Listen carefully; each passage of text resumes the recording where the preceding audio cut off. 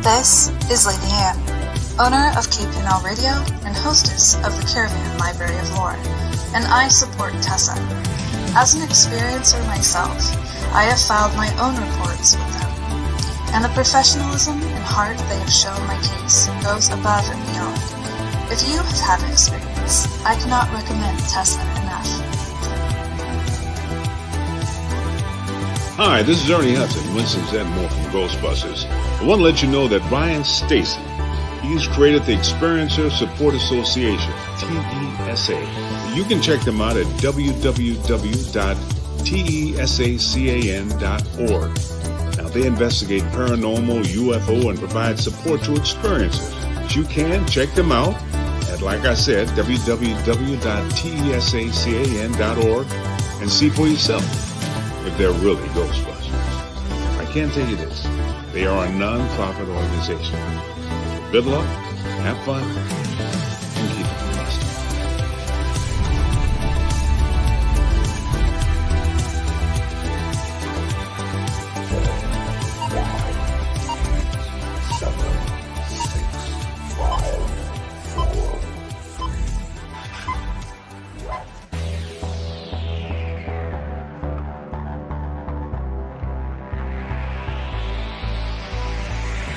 Good evening. You are listening to Beyond the Tinfoil Hat, a podcast by the Experiencer Support Association. Tessa is a UFO, paranormal, and paracryptid investigation association. We investigate everything belonging to the global phenomenon linked to highly strange and unexplained experiences. We also connect experiencers with other experiencers, creating a safe, positive environment to engage and discuss this phenomenon without judgment, criticism, or retribution.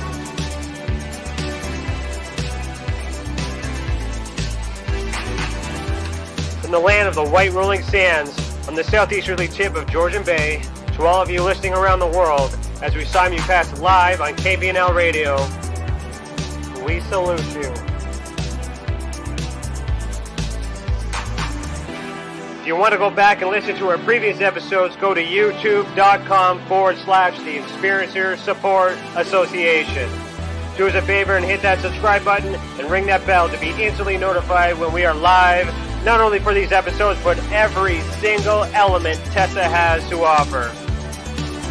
On our website, tessacan.org, we have something for everyone. We have support for experiencers, data for independent researchers, and places to advertise for professional partners. This live portion of the show will run for about 45 minutes. We'll have a commercial break and then spend some time answering some of your questions in the comments. The show will continue immediately after on Patreon for our private members, so head over and become a member for the unclassified tier and receive additional content from this episode and so much more for only $7 a month. To all our Patreon members, you are awesome, and thank you for helping us heal the world. All proceeds go back into the mission and will continue to help us create educational content for you and your family. Become a member today by going to patreon.com/the Experiencer Support Association. Also, if you're joining us live on Facebook or Twitter, head over to our youtube.com/the Experiencer Support Association if you want comments read out in the chat. We're only answering questions on YouTube, so head on over, hit that subscribe button, and start chatting. If you can't stay for the entire show, don't worry. Every Monday, we will upload the audio file to our podcast network for you to take us on the go. Okay, you ready? Let's get started.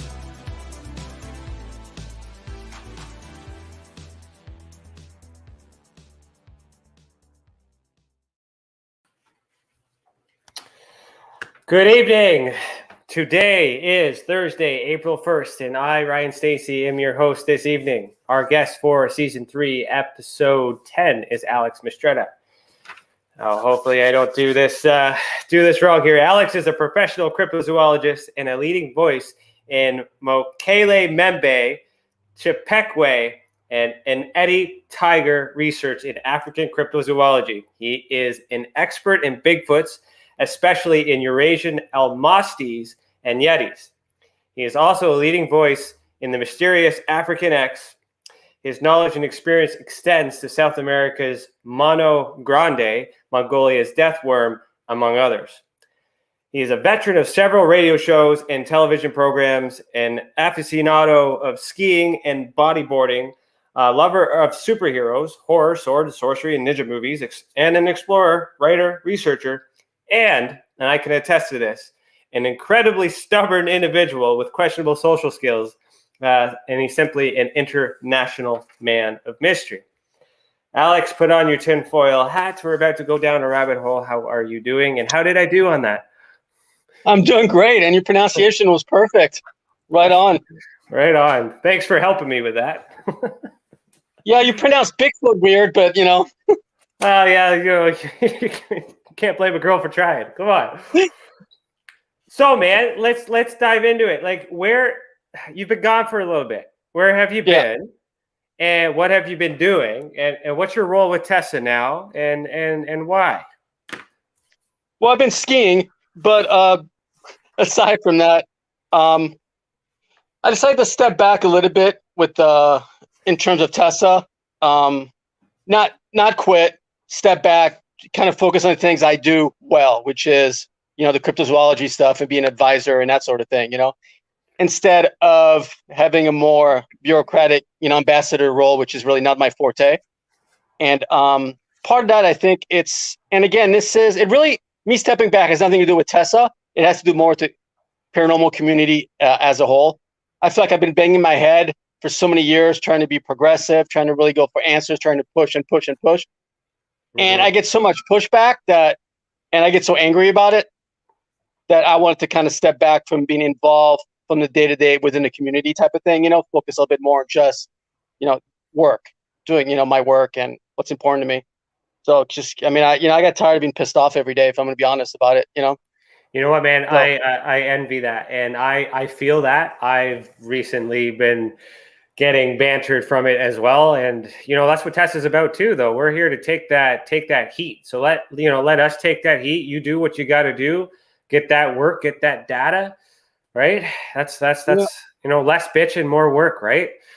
So that's good, man. Very good. So what is your position then now? What are you, what are you doing? In terms of with Tessa, you mean, or? Yeah. Yeah, well, I'm an advisor still with cryptozoology, mm-hmm. you know, so I help out with, and, you know, obviously I'm still here to help out with the manual for ufology, whatever, anything you guys need. So yeah, basically I'm like a free gun for hire.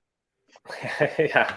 Well, I'll help you with that. You're still on the evidence review and intellectual development unit, which is our IRADU team, which is our annual report kind of, review and weigh in on the unknown cases. You are still a credible expert on the cryptozoology events that we get, right? And you're basically our hack for immediate information when we see things that we can't explain, because a lot of that stuff looks kind of weird. Yeah. So that's good. Okay, so I can't pronounce all those words off the top of my head without reading it. So let's just skip to the one I do know. Bigfoot. Yeah. Where is Bigfoot? Is it a male or female? And what is it actually? Well, I look at Bigfoot a little bit differently than just the North American Bigfoot, which is, you know, Sasquatch Bigfoot is what we call out here, right? I look at it more as a global phenomena, right? We're looking at a global species as far as I'm concerned, which is why I spent so much time focusing on making links with, you know, Eurasia, Africa, and all that sort of thing, you know, because if we're talking about biological species that's bipedal, it had to come to North America from somewhere, just like we did. So there has to be a link to the old world on some level, you know, and that's how I define Bigfoot. To me, it's not a monster in the woods in North America. It's not a sighting. It's not something you see. It's a biological species that speaks to particular that speaks to history, to anthropology, to biology. It's a clue to, you know, to further knowledge of our world. It's a much bigger concept than just the monster that most people kind of associate with Bigfoot. You know, so I look at it as a much bigger idea. Is there any human connection? Like, are we related to it at all? Is there on a biological standpoint? Well, ultimately we have to be, because most of the evidence point to, first of all, we're primates, right? The primate family is us, the apes, monkeys. Our closest relatives as of right now is the chimp. So we're all kind of part of a big family. Now, recently, television show with a bunch of scientists were out doing some work out in North America, and they found some primate DNA when they were looking into Bigfoot, which is the idea that I've been pushing for decades now, that ultimately we're going to find DNA of Bigfoot and it's going to say primate.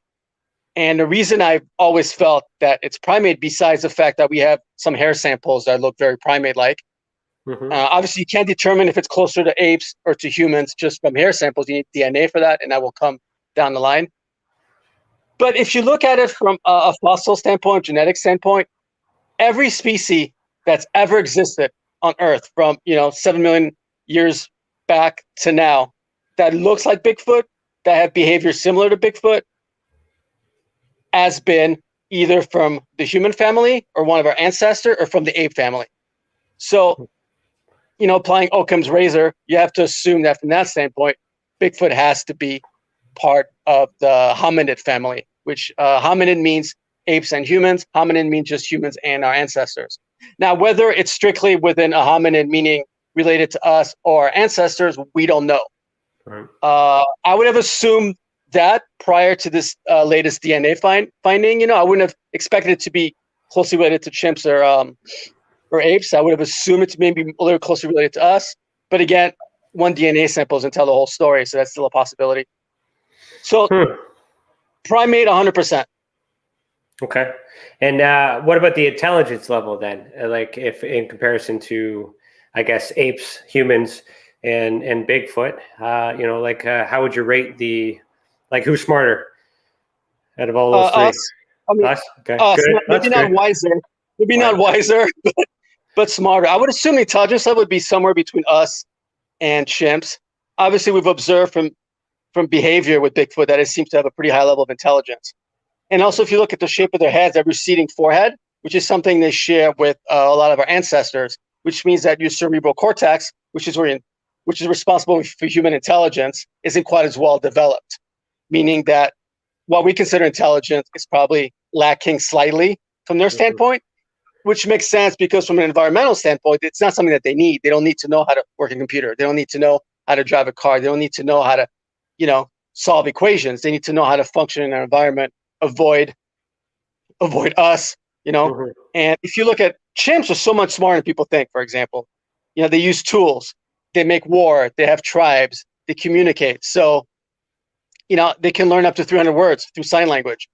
So, it's a fine line there. But I think Bigfoot is going to lie somewhere between us and chimps in an intelligence scale.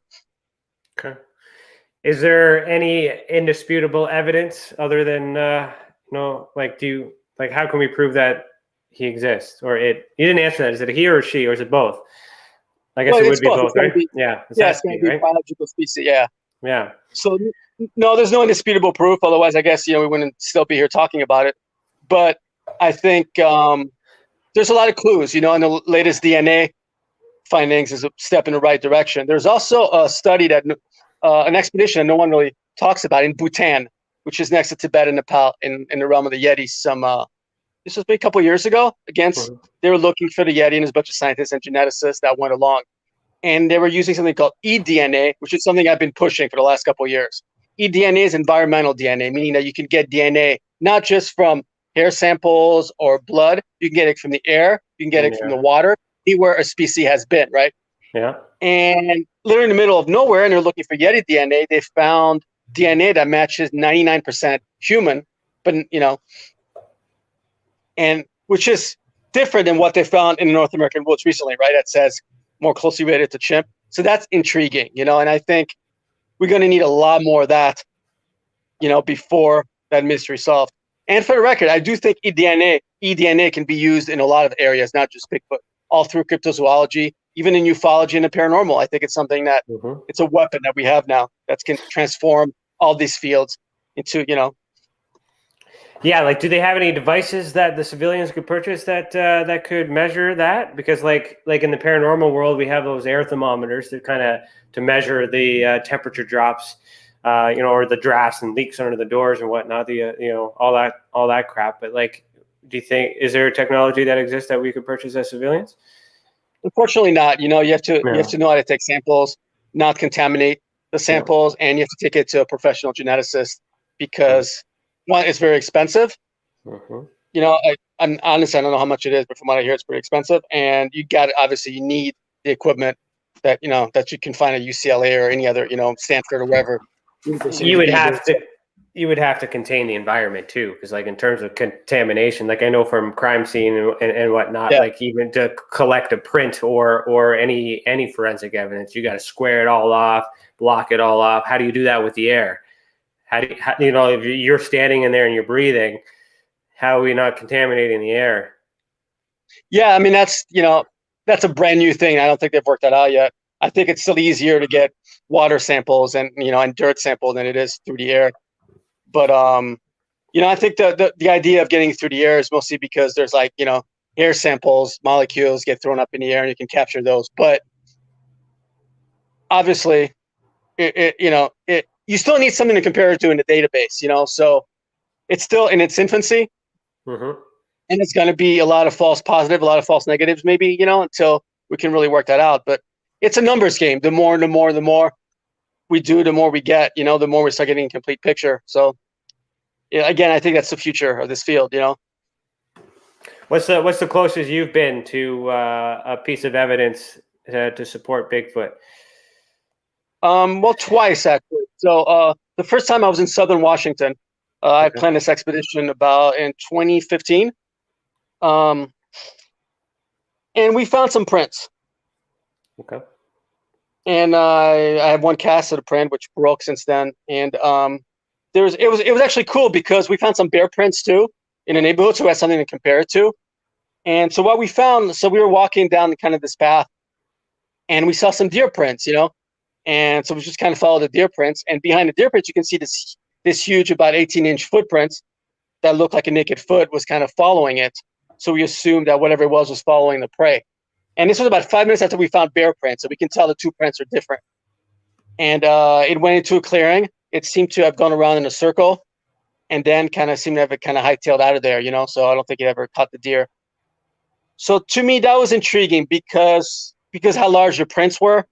And I can't say it's Bigfoot for sure because we have nothing to compare it to, right? There's no visual sightings. We didn't have DNA or anything. All we had was prints and about 4 or 5 tracks. One was intriguing because it was, I'm sorry? How big was the print? About 18 inches. Yeah. In length, What else would that be? Yeah, I mean, first I'm like, well, maybe it was a worker's boots, that can give the impression of toes, but they seem to be toes there. So it was hard. Again, I'm very careful of evidence. I'm not going to say it was Bigfoot because I can't prove it. It's my hypothesis that it was, especially because it seemed to be following a prey. And there's also kind of like what we found, where it seems to be like a knuckle in the mud. So he had rain, so the ground was kind of soft. And at first I thought it was just 3 toes that we could see in the mud. But the more I thought about it, and I shared with other Bigfoot guys, and it seems to be he must have slipped, maybe put his hand down, put his knuckle down and kind of dragged it, kind of like the 3 fingers. So I thought that was pretty intriguing. So that was my first close-up. The second one actually included a sighting. I was about 3-4 years ago, I was contacted by a production company out of Hong Kong, and I actually knew one of the guys, Chuck, is a UFO investigator, which I knew prior to that. And they asked me if we can go to Ohio, and do a Bigfoot show. And I said, yeah, because there's some really good spots out there. People I don't know. There's a lot of wilderness in Ohio that, that kind of feeds into Pennsylvania and where there's been a lot of Bigfoot sightings historically. So I picked out a couple spots, in the first day we didn't see a whole lot. We heard some noise in the forest, that type of deal. It could have been anything big. And then, so the second day, we went out a little bit deeper. So we're about 20 minutes in at dusk. And we had some voice recordings I wanted to play out in the wilderness, which we did. And some alleged Bigfoot recording out of the Sierra Mountains, which is right here in California and Nevada. So we played that, and then we got a response. We got these howls coming back that weren't didn't sound like dogs, didn't sound like coyotes. And, coyotes can be a little deceiving, right? It can be pretty freaky looking, as can freaky sounding as mountain lions. And they can sound very, very strange, but they're not, And obviously, having spent a little bit of time out in the wilderness, I know what a coyote sounds like. But I could still be fooled. But it sounded to me something that was like different. It was sounding bigger. And it was coming from about 60, I estimate about 60 feet down this hill, right? So the camera guy set up on top of the hill, and I went down 10 feet at a time. So in the field, it's not like it is on TV. If you start running after something, it's going to be gone. You're not in your environment. If let's say it's a Bigfoot or whatever, a coyote, whatever you're running after, as soon as you start running, that thing is gone, and you're never going to catch it or see anything. So I go 10 feet, I wait, I look, stay quiet. I go another 10 feet, I wait, I look, and I got about 30 feet down when I saw something bipedal walk between two trees. And by then it was getting pretty dark, right? And obviously it was an area where I don't think anybody else was at. And I don't see why somebody was walking around in the dark between two trees. And then he never came out of that second tree, so I could tell it was hiding, So I started getting closer then unfortunately I heard screams back on top. And, what's important in the field is you have to remember when you bring people out, they're not as experienced perhaps, or a film crew, their safety comes first, Mm-hmm. You have to remember these are people. And so I got a little worried, and there's bears in areas. And one of the police officers told us there's actually mountain lions, incidentally, which they're actually not supposed to be in Ohio. They're supposed to be extinct. But the police officer that I ran into told me they were mountain lions. So I got a little worried. So I started running back up, and one of the girls on the crew was crying, and they said, we're hearing noise all around us. And we're looking in the darkness. You can hear footsteps kind of going around, to the left, to behind us, and like heavy footsteps. And it was so dark, I couldn't see anything. Even with the flashlights, I couldn't tell what I was looking at. And so we stayed there for a while until it got quiet. And eventually, I decided to kind of hike them back out, just in case it was a bear or probably not a mountain lion. The footsteps was too heavy. And so we walked out of there, and that's all that we saw. So we heard some more howls afterwards. In fact, when I was howling at it, it would respond to me for about 20 minutes. So I don't know what I saw. I can't say it's a Bigfoot or a dog man or whatever, Mm-hmm. It was strange. The circumstances was strange about it. All the heavy footsteps we keep hearing around us was strange. That's pretty much all I can say. And I can just compare it to what other people have experienced. So you mentioned Dogman. What's the difference between Bigfoot and Dogman? Mostly, the Dogman thing's a little bit of anything that's not Bigfoot and weirder looking kind of gets classified as Dogman. So it has kind of a longer muzzle. Okay. Because it looks like a traditional werewolf. It's got the longer ears. It also makes less sense biologically because a canid cannot be bipedal just because of anatomy. Versus obviously something like Bigfoot that looks like a primate or is a primate can't very easily be bipedal, obviously. Mm-hmm. So, and it seems to have less of a region. Like there's a lot of places where there's dogmen, Kentucky, Upper Michigan, which has had, sightings for decades. But it seems that it doesn't have as much of a territory as Bigfoot does. It seems like it could be, people have seen him in England, people have seen him right here near Los Angeles, So it's a much stranger phenomena as compared to Bigfoot. Okay, cool. So leading into that, what is paracryptozoology? So I obviously everybody that knows me when it comes to cryptozoology, and partly because I have an anthropology background, cryptozoology for me is everything that's biological, right? So from Bigfoot to Loch Ness to Mokele-mbembe to the Ennedi Tiger that you mentioned so eloquently in your intro, to sea monsters, whatever, right? But then we start getting into some paranormal cryptids or modalities, like such as Dogman or Mothman or whatever. I can't think of another one right now, but there's plenty. Or anything that's werewolf related or whatever. So that doesn't fit necessarily within. There's no place for these animals within the fossil record. There's no living animal today that looks just like a Dogman or Mothman. So there has to be another category, assigned to it. And that's what I came up with paracryptozoology to differentiate between biological cryptozoology and things that have a bigger link to the paranormal world or to ufology even. Mm-hmm. Do you have a favorite paracryptid, I guess? Yeah, it would have to be, I think, Dogman. I've been fascinated by it, and a couple years ago, I was in talk with somebody that claimed to have worked for the NSA.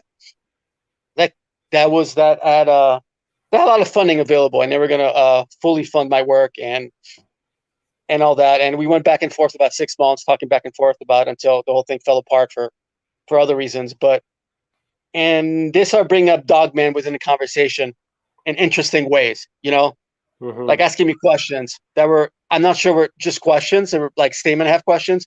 And it really started me thinking about that there's something more to Dogman and a lot of people within the government might be aware of it, and that started, it got real interesting for me. And even since then, I've been a little bit obsessed with it, And also, I had a report once I classified as Bigfoot, and now I'm not so sure. I was at a party, New Year's Eve party at Jimmy Church, the radio host. And this gentleman approached me. He's like, "Hey, man, I got a Bigfoot sighting as a kid in Upper Michigan." Remember, I mentioned Upper Michigan is where there's a plethora of Dogman sightings, And he started describing this thing that he saw with his dad, and about, I think there's like 10 of them. He had a bunch of friends, and they were camping. I think he was like 12 years old or something like that. I mean, real up close. He said he was like Bigfoot, but it's like he was strange because it was really skinny, and it seems to be he was kind of walking funny, and it was holding his hand like it was out kind of hurt, type of deal. And it sounded so different in Bigfoot in so many ways, that recently I started thinking, what if what he saw wasn't really Bigfoot, but was a Dogman, And I can't quite get that out of my head. So yeah, I'm fascinated by Dogman at this point. It's such a weird thing. And I like it because it's challenging in a way, because I'm so pro biology and reality, And Dogman really throws me out for a loop from that standpoint. So you say Dogman's like a werewolf. So what's your opinion on werewolves then? Well, I mean, werewolves like we see in the movies obviously don't exist. Yeah. Okay. You think with Dogman, there's no transformation right from human to Dogman that's ever been reported. There's it seems to be Dogman all the time, whatever it is. Now, and then that said, though, there's a long history. Now, once again, when you've been in this field for a long time, you get lucky. People approach you with stories. And again, a gentleman that just came back from Afghanistan, or is it Pakistan? I don't remember now. He just did it. He was on his second tour or whatever, He's like, "Look, man, I got to tell you a story about some of the things we've seen up there." And this was an UPARS, it was a UFO talk at the time. So he started talking about UFOs, some of him and guys from his team were seeing. He's like, I don't know how to quite say this, but there's a lot of talk, and my guys have seen this. I haven't. Deep in the hills, it's like this dog-like bipedal type creatures, way up in the hills of Afghanistan and Pakistan. And at the time, I wasn't really that familiar with Dogman. This was about, I want to say 10 years ago, perhaps, And I started looking into the literature, some of the mythology from that area of the world. And they did talk about dog-headed people way back, in Alexander the Great times and all that. So there seems to be clues here and there that whatever Dogman turns out to be has been around for a lot longer, even, prior to maybe some of the werewolf legends coming out of Europe. Would that be linked to Anubis, like the Egyptian Anubis, Jekyll, the dog there? It could be, I mean, a lot of, mythology across the world, there's a lot of it's based on things people have seen, couldn't explain. And so they have to find different ways to explain it, So certainly, there's no direct causal link as far as I'm aware, but it's interesting that it's not, that dog-headed motif is pretty popular in the ancient world, So, okay, what's your opinion on ufology and I guess the industry, the ufology industry, science community, wherever you want to go with it, and paranormal, and I guess maybe talk about them separately and then try to bring them together if you can. Yeah. Well, first of all, it should be together because UFOs, to me, by definition, is paranormal. And one thing I've learned from doing a lot of cases is that a lot of UFO cases and have paranormal modalities attached to them, whether it's poltergeist activity or, they function very much in the same way. So it should be linked from that standpoint. The problem with the community is there's two extremes. It's like, I think it has been fueled by the political movement, especially here in the United States, where there's one school of thoughts where they're very selfish. It's about ufologists become about self-validation. It's not about discovery anymore. It's not about sharing with the world. It's not about progress. It's not about, making the world better through ufology. And those are very gullible. A lot of conspiracy theorists, like QAnon types, have attached themselves to ufology and have pretty much almost destroyed the field, if we're going to be honest about it. And I hate that side of it. I hate it. But unfortunately, there's another extreme at work where now you have this, the science ufology, where they reject almost all evidence at this point, right? If it's not hardcore science, everything is rejected. And those, I have just as much issues with those guys, because usually those are the guys I butt heads with when I mention that we should be getting paid so we're able to go out and do real work, because there's so many areas around the world, such as the Indian China border, Brazil, Puerto Rico, whatever, where ufology is a long history and it's happening on a day-to-day basis. Things are always going on. So there has to be some kind of proof out there. And they reject all that because, I don't know why, because they think, well, if you start doing stuff for money and you start getting private funding or whatever, and you go out there, your research is tainted, right? Mm-hmm. And so nothing is getting done from either side. One side's actually completely crazy at this point. They're looking for a savior, whether it was, what's it, Blink-182 dude? I'm drawing a blank on his name, or Tom Elizondo. Yeah, Tom DeLonge, Elizondo, or or Trump, who's kind of become the disclosure president in some circles, for whatever reason. They're looking for a savior to validate their belief system, and the other side doesn't want to have anything to do with any type of real research where the phenomena can become too real. Mm-hmm. It's, and I think there's a fear there of things actually being concrete and, actually becoming, entering their lives in such a concrete way. So we're kind of stuck where there's so little work being done, or so many people that's in between that's willing to have a hypothesis and go out and not necessarily, believe in anything anybody tells them, but willing to go look into it and willing to spend money to go look into it, willing to, take a chance on something being wrong. Mm-hmm. It's like it's almost, I don't know, there's like two extremes, and there's no more middle ground, and that drives me absolutely berserk. No, it drives me too, because I don't know, did you read my article about the Hynek ballet classification? No, I haven't read it yet, actually. I kept meaning to, but yeah, it's okay. Well, when you read it, you might appreciate that too, because I got a lot of haterade come out of that too, and it's just basically focusing like the same things as you said too, is that we need to focus on the data, and we need to stop putting walls up. We need to stop arguing with each other, and we have to work together. It's everyone's doing their own little thing, and they're all making a little bit of coin, and people don't want to share their data, which that's not the truth, is they don't want to share their money. They don't want to share their profit. So which means they're doing it for the wrong reasons to begin with. They should be, maybe there's positive intent in there. You can't really draw that out. So it's really hard. So how do people like us do what we do, or able to do what we do honestly, and receive funding at the same time, or push for that? Where's that? How do we do that smoothly without going into one of those subcultures, I guess? Yeah, I don't know. I mean, if I did, I wouldn't have, texted you a few weeks ago and said I quit. I won't have anything to do with anything ever again. Yeah. Because I still have that answer, and that's what drives my frustration in a lot of ways. I'm almost on the mind now that it's gonna have to be done privately. And which is something I've always tried to get that private funding. And in fact, I even had a call of an investor about a month ago, and we said we'll talk again after COVID gets better. Right on. It almost to this point, almost has to be a private thing completely outside the paranormal UFO community, not involving them or the traditional branches of that community at all, not involving producers that make paranormal reality or paranormal documentaries, but with people that are completely outside the field that are going to be willing, to do something new and progressive. And the downside of that is if you go private, you might not always be able to share everything, and obviously that's a concern, because the whole point is to bring this to the world and improve, our place in the world. But if that's, at this point, I'm in a point where if that's the, what I got to do, that's what I'm going to do. I think that's the future is going to have to come through private funding. Otherwise, we're not going to be able to get it done. It's when you share, because like we do our work privately too, and we're about to share our 2020 report at the end of the year. But up until we show something, it's been a lot of like talking about having stuff and not having, people thinking we don't have anything, and do we really need to prove it? No, we don't.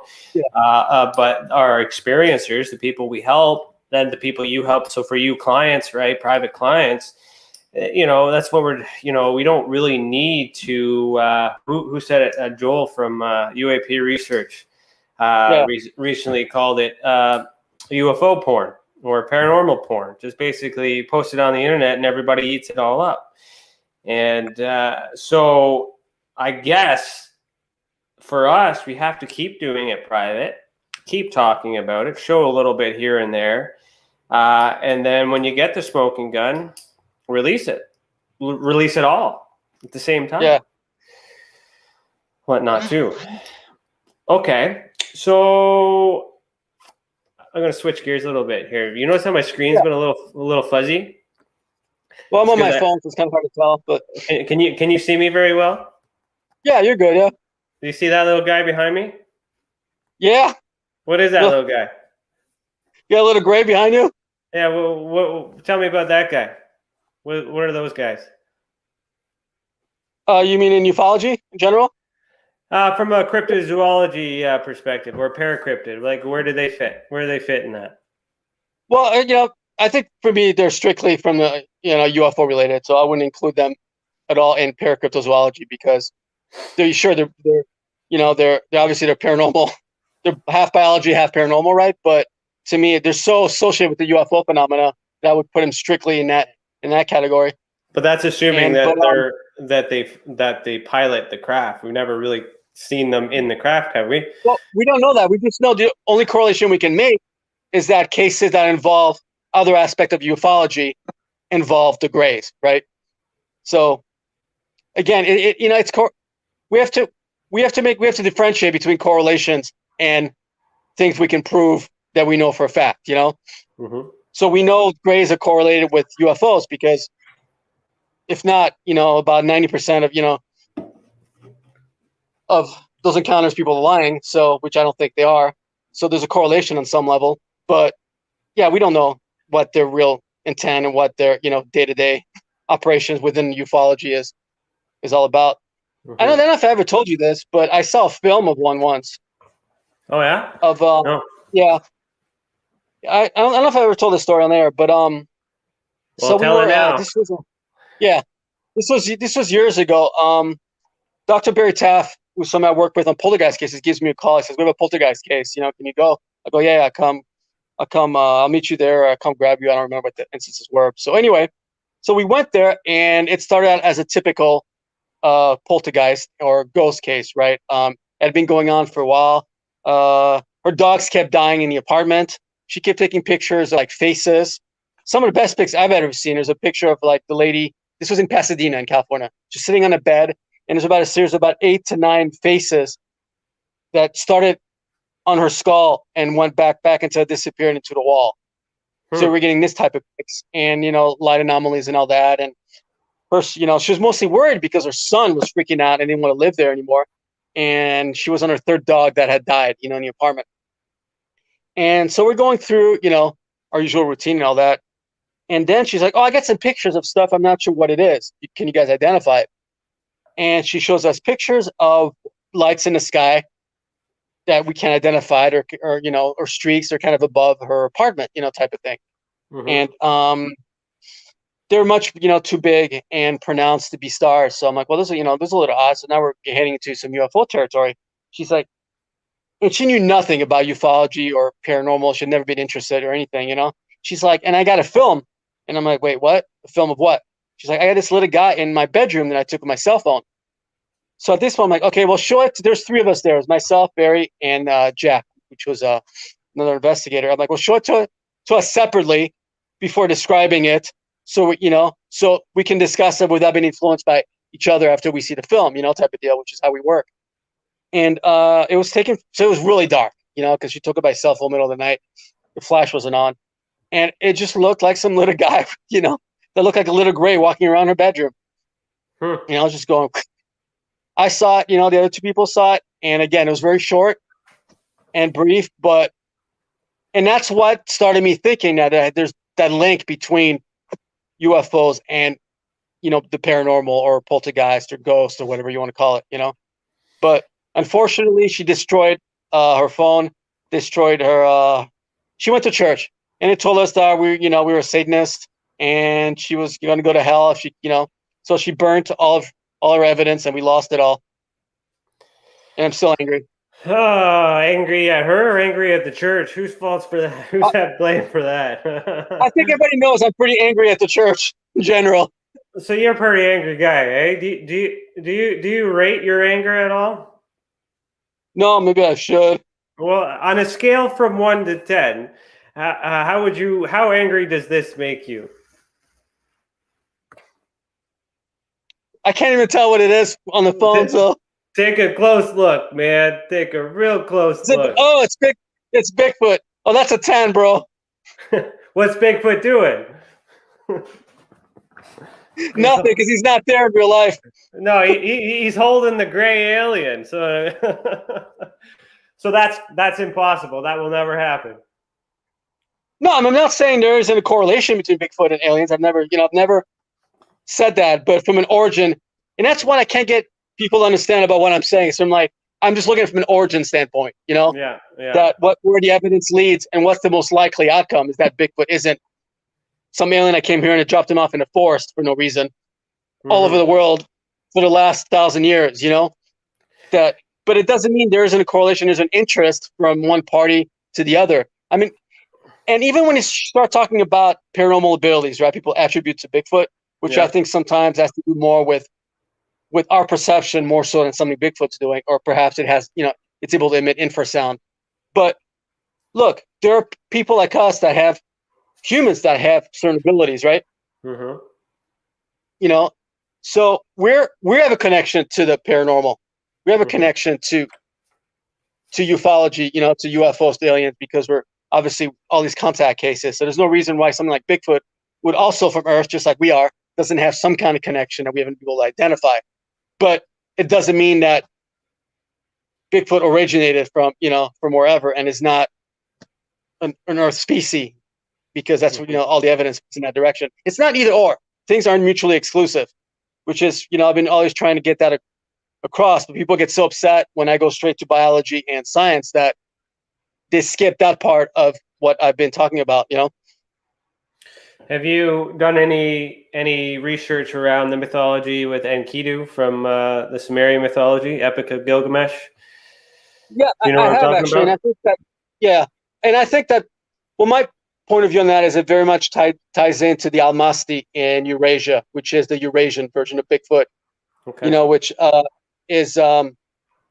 Which I think back in the day is what the wild man of Europe used to be, right? The wild man they used to have in Europe, in England and France and Germany and all through, and and probably extinct obviously from those areas due to population today. But where today you have Almastys sightings, which are similar to Enkidu, and you still have them on the border between Finland and Russia and the Caucasus Mountains and all over Central Asia, right? If you follow the mountain ranges, that's where all the sightings are from. And certainly, into Pakistan, into, those areas where Enkidu, would have lived back in the day. So I think personally that Enkidu represents the wild man, the Almastys, which is the Eurasian Bigfoot that people used to see in those areas and it's still there today. Yeah, that would make sense. Like according to the Epic of Gilgamesh, though, he was sent down from the heavens. He was sent from Enlil. Yeah. So he is like one of the sky beings. So that's that. I think that whether, again, if you dissect into that, whether that part is true or not, that could be that link or that origin to where people are associating that connection to the UFO or ET. So again, it's theory within a theory, mythology within mythology. Well, yeah. I mean, the thing too, though, is, and again, I don't really do alien abduction. It's not really my department, but there's always this link with reproduction and genetics and all that. So if that turns out to be true, there's no reason for it that link and that interest from, the UFO people, the aliens, whatever they are, doesn't go back to antiquity, So that's where that link can come from too as well, right? And I was just going to say that's why we measure everything separately, and then at the end of the year we bring it all together because somebody in each of our fields, we all have an answer or a key to some of it because we're all looking for that unknown. Yeah.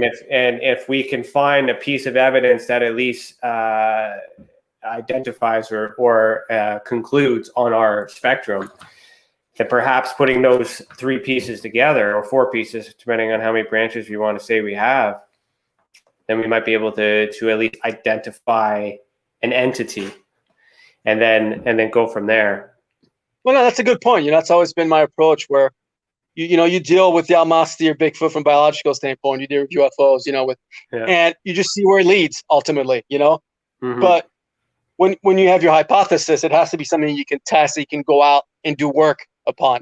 You can't jump straight from A to Z, and some of the things I suspect sometimes in my mind, it's not something I would ever say publicly, because my stance as an investigator researcher has to be from a hypothesis standpoint, something I can go out and measure and test and investigate, So it doesn't mean that I don't suspect sometimes there's other things going on, but I'm not going to say it or go there because I don't have the evidence, to head in that direction. So yeah, no, I agree with you. So we're gonna pause and head to commercial. Okay.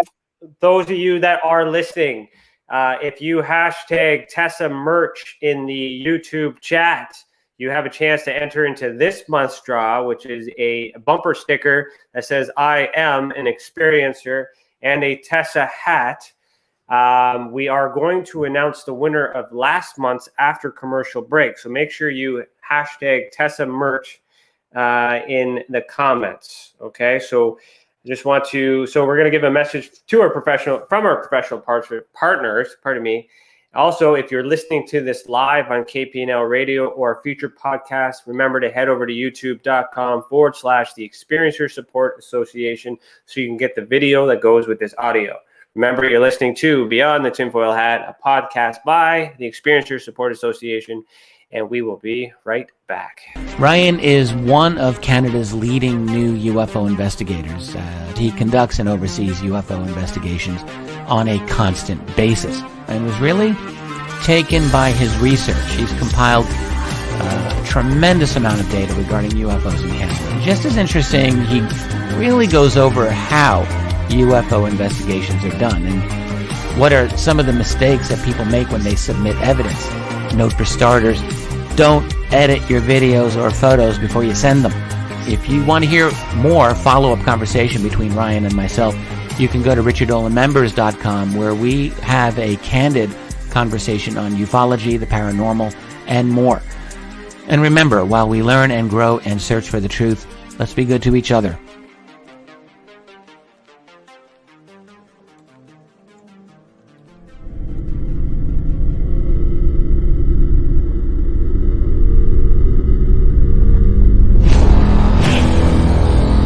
The same thing that draws aliens to our planet is the same thing that draws us to others. Exploration, curiosity, sustainability of life. That's why we go. It would make sense as to why they're visiting here. Travis! Quit playing around, man. Get back here. Travis! The last thing I remember was this numbing shock. Stunning sort of a feeling. Very powerful. Get away from me! I was just out of my mind with fear, just screaming the whole time. It's been theorized that aliens prefer remote areas because they don't want to attract attention. Whatever it is that they're doing, they would want to do that in a less populated area. There are multiple accounts of the same thing from people from all over the world. People that do not know each other, do not live in the same cultures, and they're all looking up, they're all seeing things in the sky. So it would be naive of us to think that we're alone in the universe.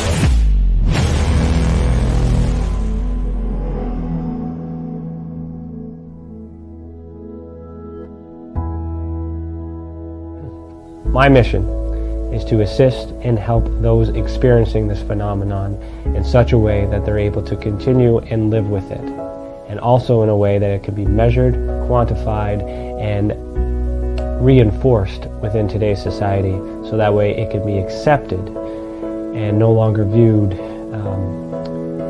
in a negative way.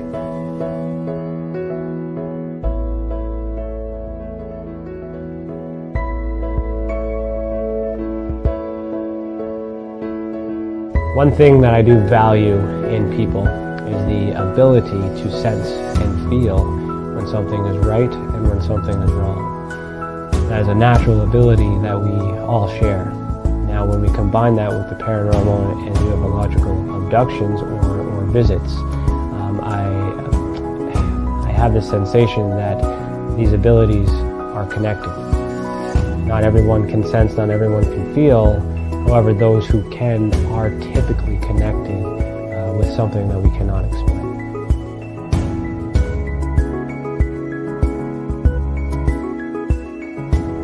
And part of my research is not just to investigate the experience, but it's also to understand and study the experiencer, to find out what they have in common with other experiencers, to try to figure out what the actual makeup is in order to be on that spectrum. There's a lot of it happening all over the world, and I do not know of any other study that is focusing on the individuals as people, only the phenomenon. Welcome back. You are listening to Beyond the Tinfoil Hat. If you're enjoying this episode so far, head over to patreon.com/the Experiencers Support Association and join the unclassified tier for only a few bucks a month. Your membership will get you at least an extra half hour of this conversation, along with a bunch of other perks for becoming an insider. That includes Discord, which is new, by the way. Also, if you have ever experienced an unexplained event involving the paranormal, UFOs, extraterrestrials, Dogman, or any other paracryptid, head over to tessacan.org/reporting system. The more reports we get, the more we will understand this phenomenon and how it affects our people. Let the others who have already reported be that example that proves that we are making a difference. And if it wasn't for these reports, we would not be able to do what we do, and we thank you. We are still here with the maverick cryptozoologist, Alex Mistretta, who disappeared and came back just in time. So we're gonna announce the winner from last month's draw, and then I'm gonna ask you one more question, and then we're gonna do questions from the audience. So if anybody has any questions on YouTube, ask them now. So I don't believe the person that won is actually on. She hasn't commented, but MS Mom, when you hear this, congratulations, you are the winner for last month's draw. You will get a $50 gift card to the Paranormal Hangar, and we fixed the shipping. Just so you know, thanks for bringing to our attention the outrageous shipping costs for America. We were not aware of that. We have fixed that. And you will be getting a promo code that gives you $50 off at the Paranormal Hangar. So thank you so much for participating. So those of you who are listening right now, hashtag Tessa merch in YouTube. Just like I'll do it right now so you see it. Hashtag Tessa merch. And you get entered into the draw. And you get to do this once in Patreon as well. If you're a Patreon member, you get 2 tries. But you do this once a week. And you will be able to win this bumper sticker and this hat, which I don't have. I will show you next week how cool those things are. And that's what you get for participating. And you can only do that live, just so you know. Okay, Alex, so my question for you, just because it's just the theme. What is the Easter Bunny? And how the hell is that biologically possible from a cryptozoologist point of view? Well, it's definitely in the paracryptozoology category, because you have to assume for it to be able to get to this many spots around the planet, it has to have some kind of either teleporting ability or there's actually a full team behind it. There's actually more than one Easter Bunny. So we're getting to some conspiracy. So is Santa a paracryptid too then? He's a human, though. Samurai is like, one of those weird humans like Casper Hauser or, the Green Children of, was it World War? Or I forgot the name of the town. Those humans that don't quite seem to fit within, so any other category. So I'll put that into paracryptozoology as well. So how does a bunny lay eggs? I actually have no idea. Yeah. I figured out of all people you would know. I don't look into it.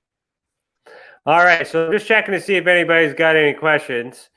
Chantel asks, how probable is a unicorn biologically? Actually, biology is actually impossible. An animal of a hoofed animal cannot have just one horn like that. From what I understand, I'm not a big.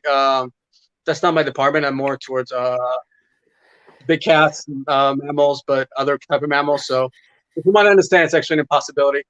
But they did have. That said, however, they did have a woolly rhinoceros back in the Ice Age that did have one horn. It's called a Siberian unicorn. So it just wouldn't be a sheep-like kind of animal, right? It would have to be something else.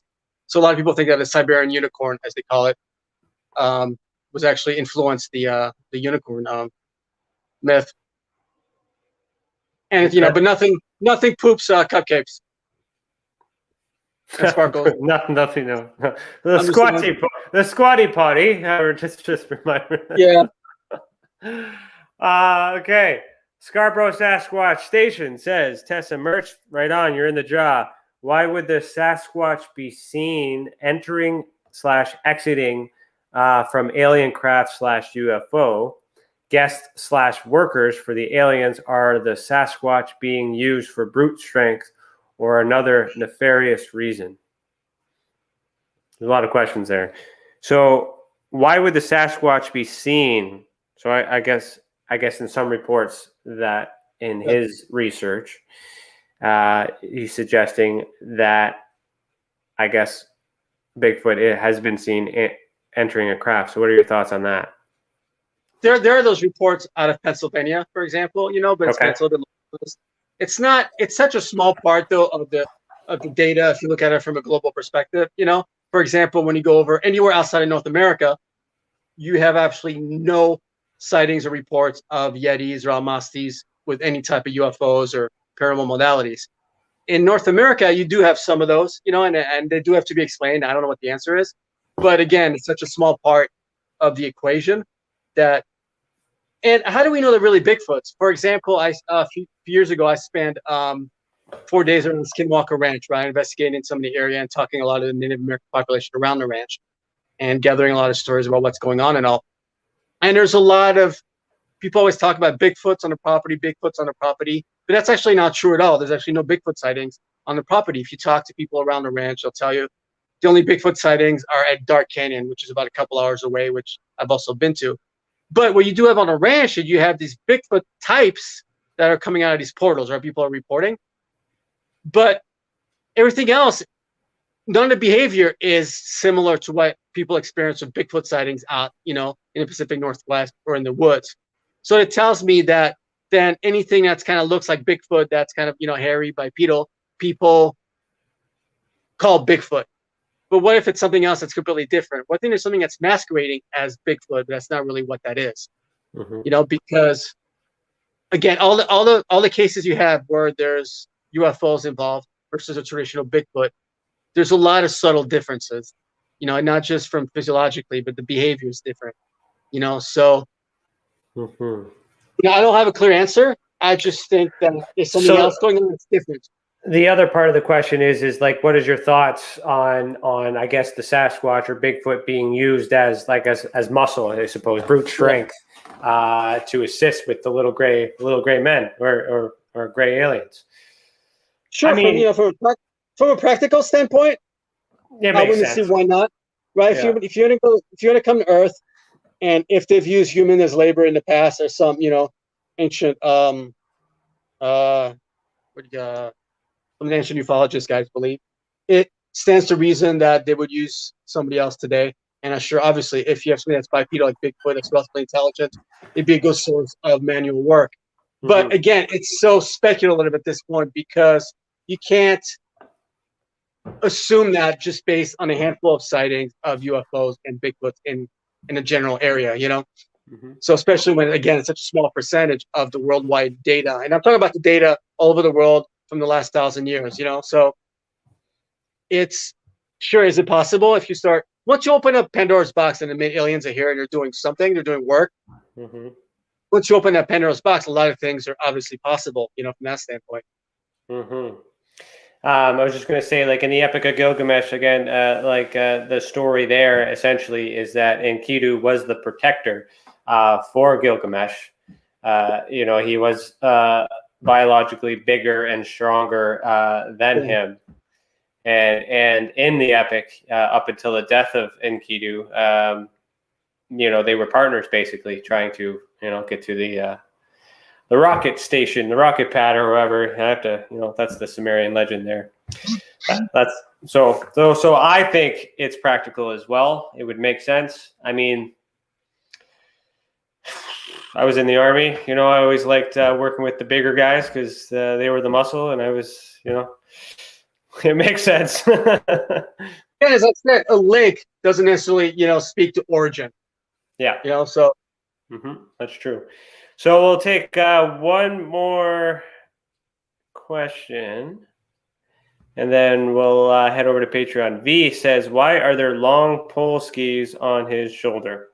There you go. Oh, yeah. Well, I live in a small apartment. It's a studio, so this is where I keep my skis and my wetsuit.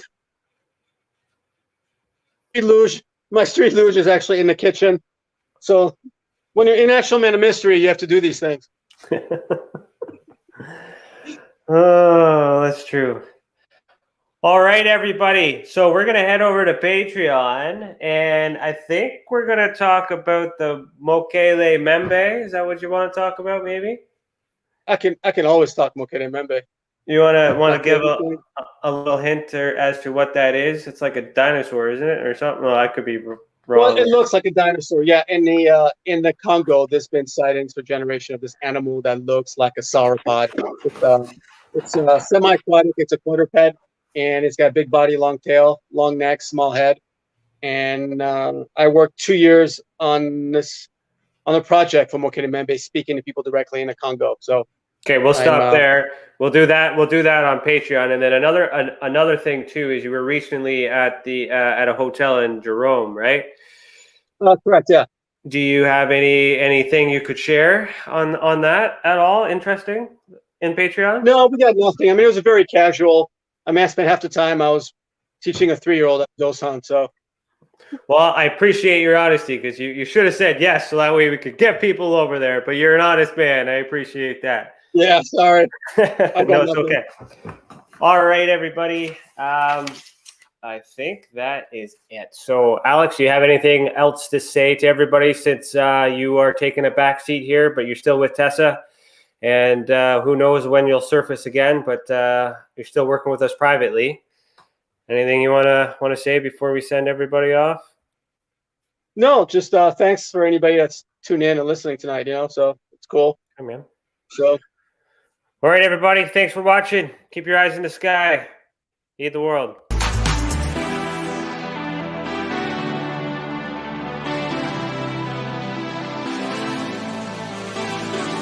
Tonight's episode was brought to you by the Paranormal Hangar, the official merchandising store of the Experiencer Support Association. Head over to theparanormalhangar.com and browse our inventory. We have branded mugs, mouse pads, tote bags, and so much more. All proceeds go back into the organization, and if you are a Patreon member, you will get a discount code for all of your purchases. Remember, this conversation isn't over, just the free version. We will dive even deeper on patreon.com/the Experiencer Support Association. Thanks for listening. Keep your eyes in the sky, and say it with me. Heed the world. Good night, everybody.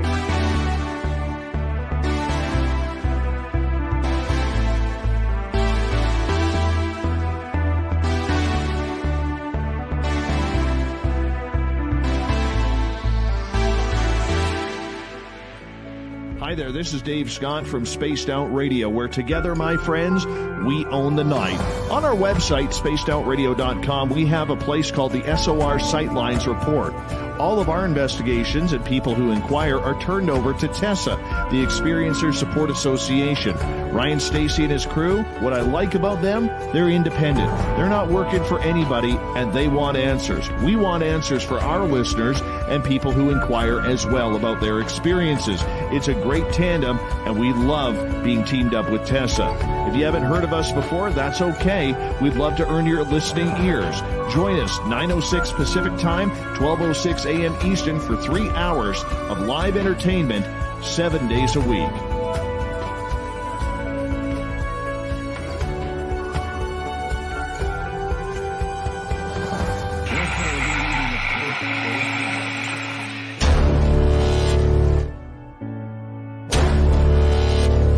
We are the ones in the dark. We are the first on the scene. We are the last to leave. We will counsel you. We will comfort you. We will save your life.